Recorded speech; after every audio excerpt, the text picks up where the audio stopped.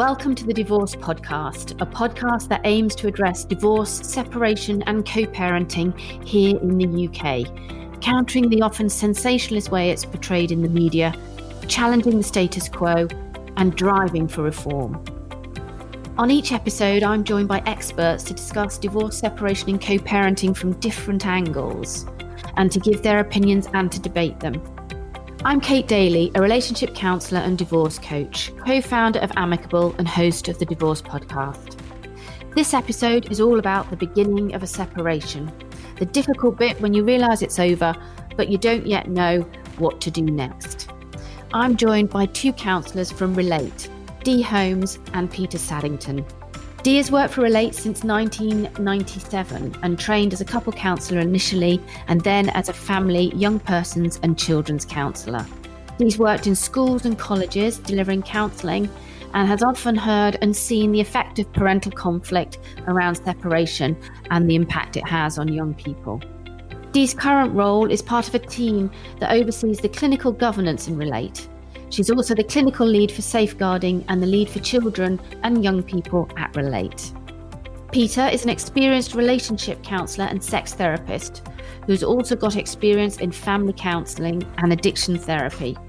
Peter's worked for Relate since 1994 and works with couples and individuals who are going through separation as well as counselling people through rebuilding their relationships. Peter's clients can be aged anything from 16 to 93. Relate are known as the relationship people, specialising in counselling for every type of relationship difficulty, including marriage counselling, LGBT issues, divorce and parenting. Welcome to you both. Thank you, and to you. Yes, thank you. Nice to be here. Well, I'm delighted that you can join me to talk about this really difficult part of a relationship breakdown, that first moment when you decide that it's over and that you want to separate. And I wonder if I could come to you first, Dee. What do you think the signs are that you're emotionally ready to move on and to separate? I think that it's interesting you say about it. It's a journey, I think, that people go on. And often when we see couples come to us, one of them might already be quite a way down that road. And they already have sort of recognised they're at that place. They're no longer thinking there's a relationship they want to save. They're looking outside of it. And that's perhaps the first sign to people that they know that there's something beyond this relationship that they want to get to. Because I think a lot of people stay stuck for a long time in an unhealthy, unhappy relationship, but actually feel quite powerless to do anything about it. And Peter, what happens when you've got one person who's at that place and has decided something's over, and then the other person perhaps isn't there yet? I know, and that's what makes it really difficult, and I suppose makes it a more complex thing that we offer. We offer couple counselling, whereas for many people, when they go to a counsellor, it's just as individuals. So it's that very complex nature of one person saying, I think it's over, or I'm ready for moving on, or even I found somebody else, and the other person trying to come to terms with that. And so quite often what I experience is people in shock. I can't believe that you're saying the relationship's over, finding it really hard to accept. And one of the significant things when your attachment, your closest relationship is coming to an end, is that sense of feeling bereft or not knowing what to do. So quite often it's trying to help one person just talk about or try and accept that something fundamental in their life is changing. And is there anything you can do as that partner, Dee, then? If you're the person who's perhaps decided that the relationship's over, you might have been thinking about it for some time before you actually vocalise that. Is there anything as that person you can do to be a better breaker-upper, if you like? I think that's often the sad thing, that people are pretty stuck at that stage, because I think they feel very much that if they engage quite emotionally with that partner that they're wanting to leave, that might give the wrong signal, that there's the hope that actually things will stay okay. And so they often, I think, do withdraw or can be, quite cruel in some ways, not necessarily deliberately, but because that feels like the way they have to disengage from the relationship.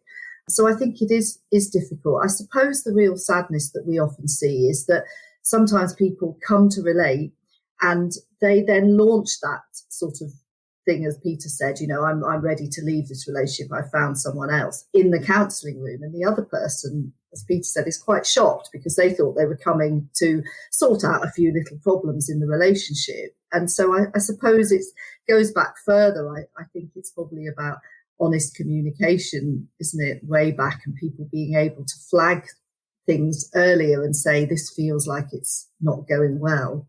But I think that often people think they've got a blip in their relationship and don't recognise that the blip is actually a downward spiral. And as we say, I often think it's like a journey. I often say to people, you're here at the start of the journey, you've just got in the car, but your partner's already at the service station halfway up the M6, that they're out of here, sort of thing. Perhaps not as abruptly as that, but, that is, quite a difficult place for people to be, I think.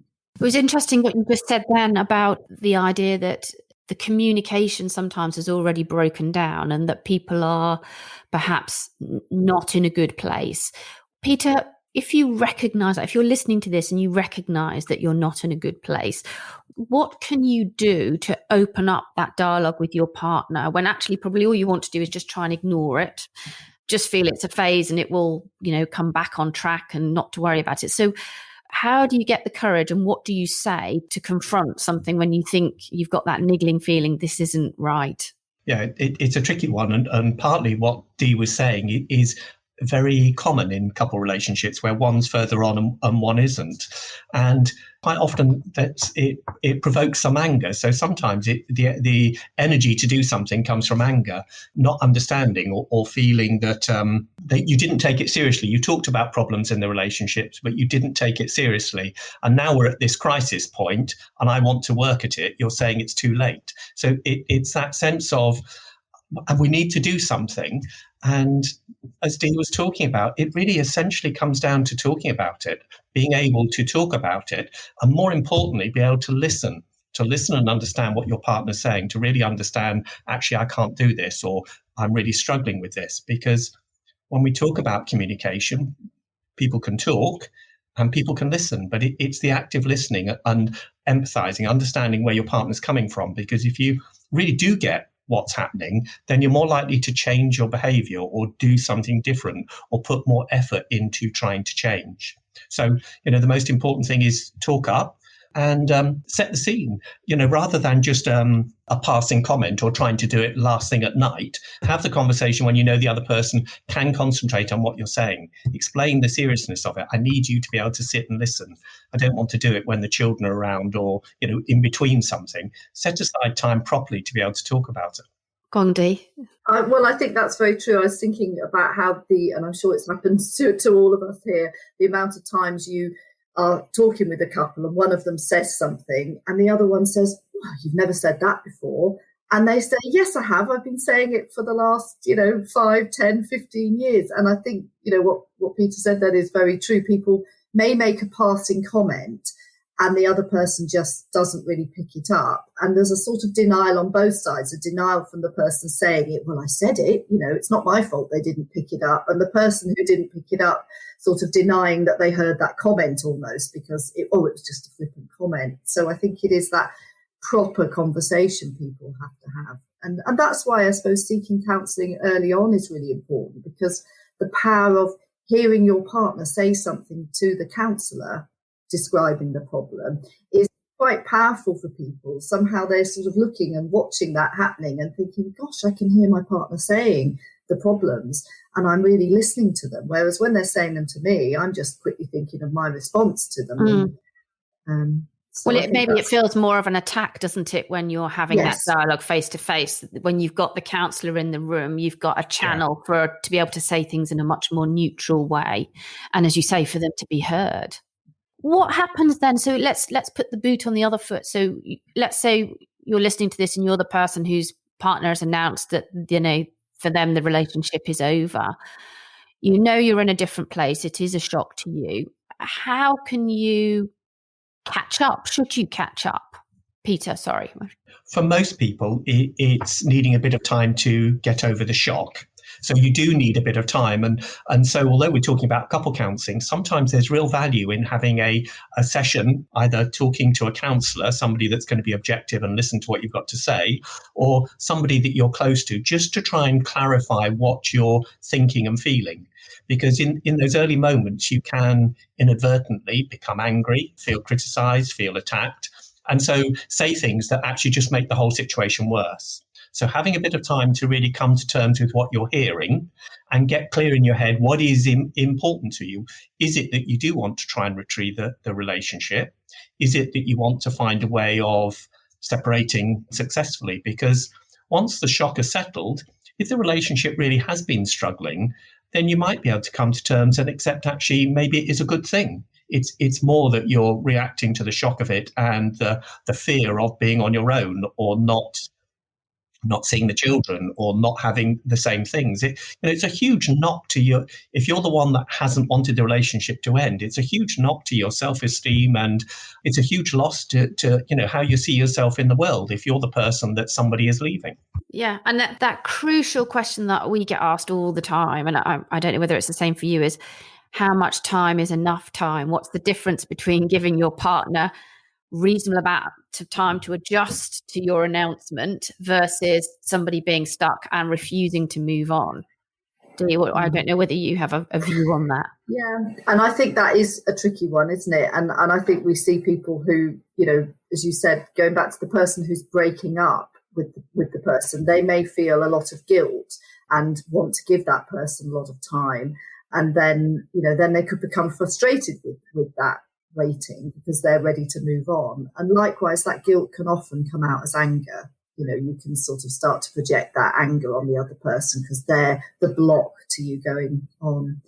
And I think it's like a grief process, isn't it? And I mean, we go through those stages, that sort of shock, that anger, the pain, the acceptance, etc. And I think, as with any grieving process, when there's a loss, it's not a sort of linear line. It doesn't start here on one day and end here 6 months later. I think people fluctuate and go up and down and along it and back. So, and I suppose, on one level, we often talk, don't we, about grief when there's been a loss and a death, that it you go through all those first anniversaries. So I think those can be triggers, can't they? Someone could be accepting this separation, and then Christmas comes along, and that's a real trigger of what they've lost and the family Christmas, and it could take things back a little way. I think that's important, isn't it? I think people don't we tend to see a sort of just a progression, a nice linear progression. And you're right, there are lots of things. Even when we're helping people with the divorce process, there'll be points in that process that knock people right back, and they need a bit of time to recover and just a little bit of space on their own to get their heads around that particular stage. A piece of paper comes, or a next stage is reached, and it can be very traumatizing, re-traumatizing for people. So I think it is really important to get across this idea that it's not just you move on and suddenly you're ready. When you said that about re-traumatizing, I suppose what also comes into that is other people's experience, people's experiences in the past, if they've had other relationships end, if they've been left before, if this isn't the first time, that will be re-triggering that as well, I think, for some people.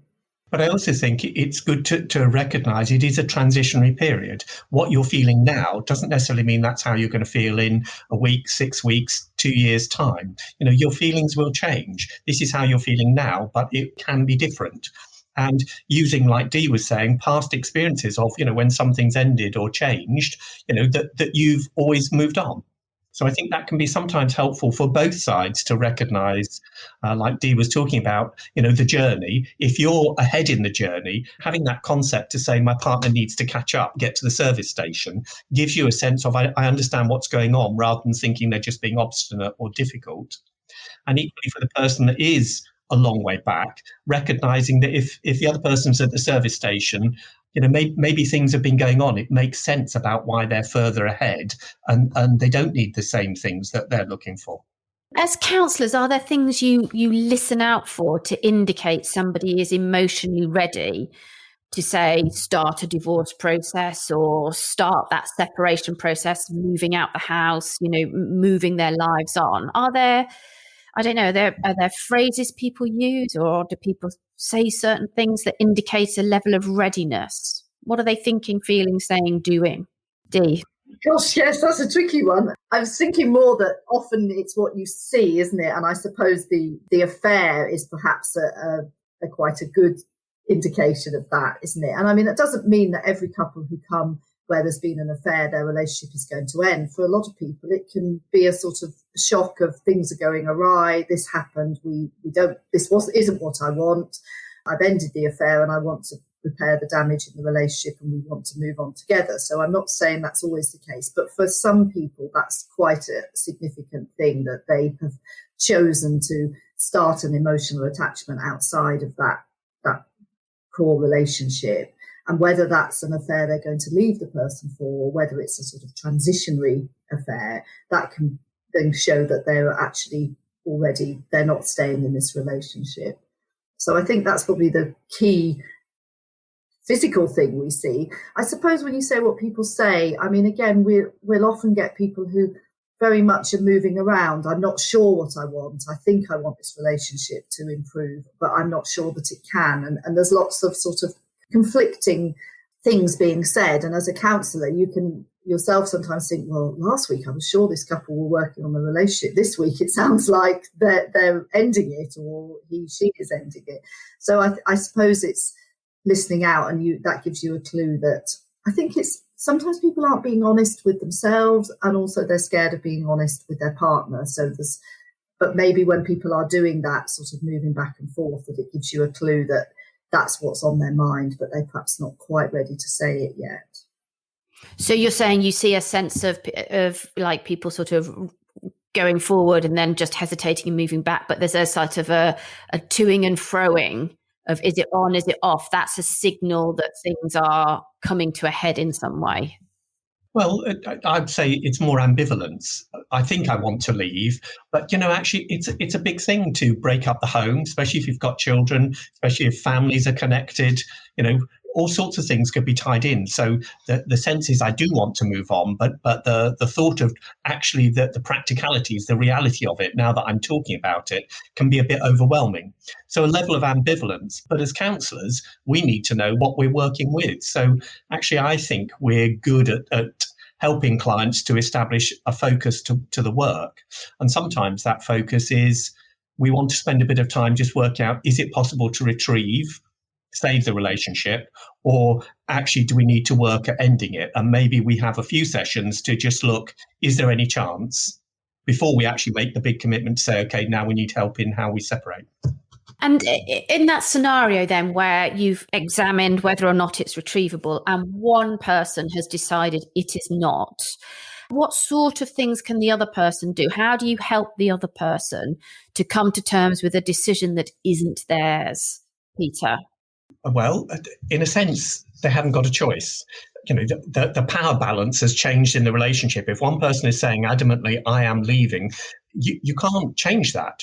And so it's about acceptance and starting to find a way of, I can see, so it's back to active listening and thinking about it. I can see how painful it is. I can see it's difficult, but it is going to happen. You can make the situation work better for yourself, and especially for the children. If they have got children, that can sometimes be the way that you can start putting your own feelings to one side, because you accept that the children need a different approach. That whole idea of, if your children were listening into this conversation, what would they want you to be doing? If in 2 years' time you look back at this, what would you want to have happened? Helping people to see past the initial pain. If you're still in a lot of pain and you're angry and upset, you need a bit of time to get over the shock and used to it, and then you might be able to move on. Yes, it's interesting, isn't it? Because you bring us right back to the context of this. This isn't happening just in a therapy room, is it? Even if you're lucky enough to be going to, a service like Relate, it's happening in the home as well. When you leave the therapy room, your children, if you have children, are bearing witness to the breakup of the relationship sometimes. Dee, you've worked with children a lot. What do children say about this time? I think that is, often there's a lot of confusion. And one of the things that the adults have to remember, and it's something I'm sure we all say to adults in this situation, you've got to think about how you tell everyone else, how you tell your children, how you tell your wider family. And it is important that they have a sort of, a united front to some extent, which can be quite difficult when one person's feeling the injured party. So I think, it is talking to the adults about, well, how do you want your children to remember this time? And sometimes people have experienced it themselves when their parents broke up. So you can often get them to connect with, gosh, yes, I want this to be different. And I think that's the thing. I think children sense something's wrong long before, the adults. I mean, the amount of, couples who will say, oh, no, the children have no idea there's anything going on. And of course they do, So I think it is important to tell them as soon as you have made a decision, and also to not be worried about things you can't answer, because they're going to ask lots of questions, like, are we going to move house or school, or what will happen? And sometimes we don't know the answers yet, things will evolve. So don't always wait till you know all the answers before you sort of tell the children. You've got to start that conversation, really, that this is going to be happening and we're on this sort of journey.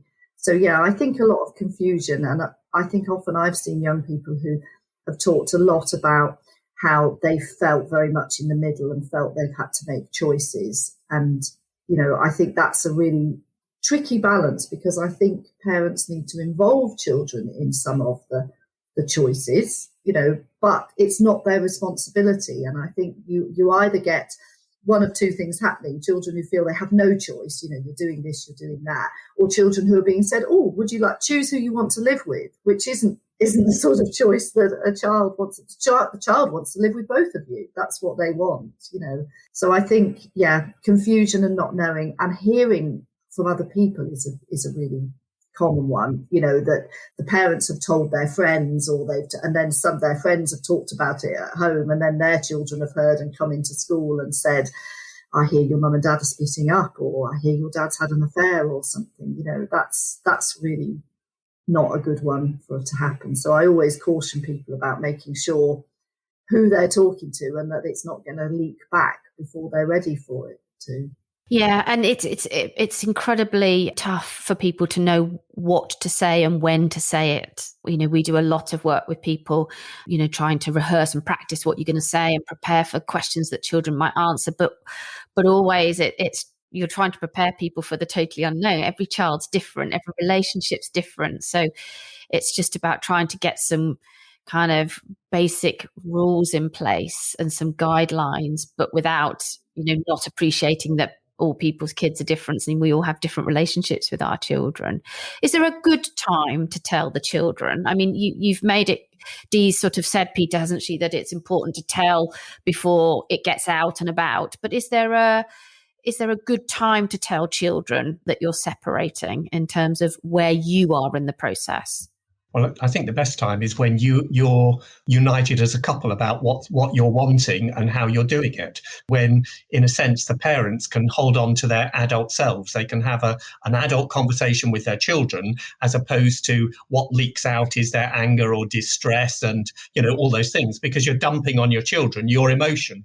So, having time together to work out what you want to say and when you're ready for doing it, I think is crucial.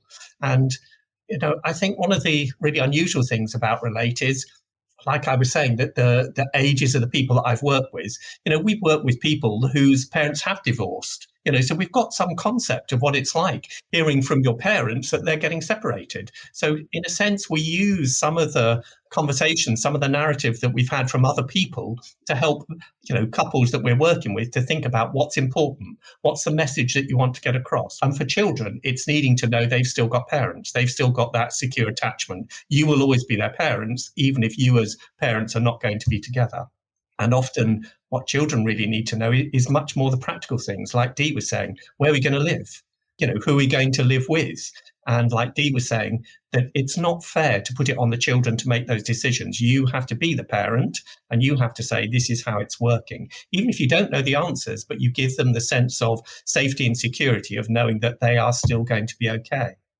And I think one of the scary things for some children is, it's not just losing a parent, it's not just losing the home that you've been used to, but you might actually be sharing your life with somebody else's children. Your parent may be moving into another house where there are other children. So you're having to change everything. And it's really making the adults, the parents, think about what is going to happen to the children. So when you're describing and talking, being factual and clear as much as you can, even if it's, I don't know what's going to happen yet or the time frame, but this is what we're thinking is going to happen.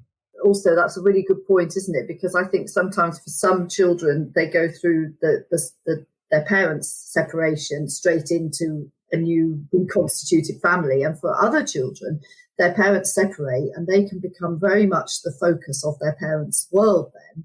And, they can have, the week with one, the weekend with the other, and it's totally about them and that one other adult. And they can actually benefit from that sometimes and feel they've got a much better relationship with each of their parents separately.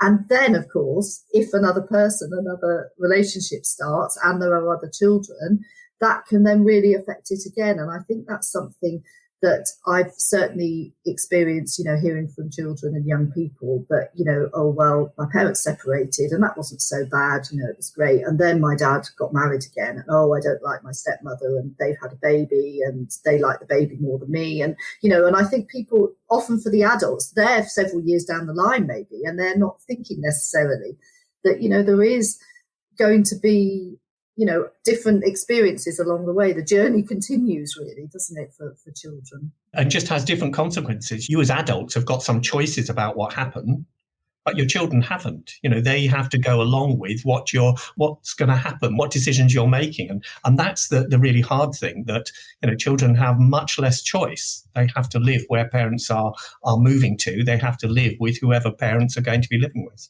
Yeah, absolutely. And I think what you were saying before as well about the need to repeat the message. It's not just we tell them and then it's all done, but this is an evolving message as our lives evolve, isn't it? And as we move on and do different things. We're sort of coming up to the end of time, but I just very briefly just wanted to ask you, because I understand that there are some tools that Relate has to help with this early part of separation.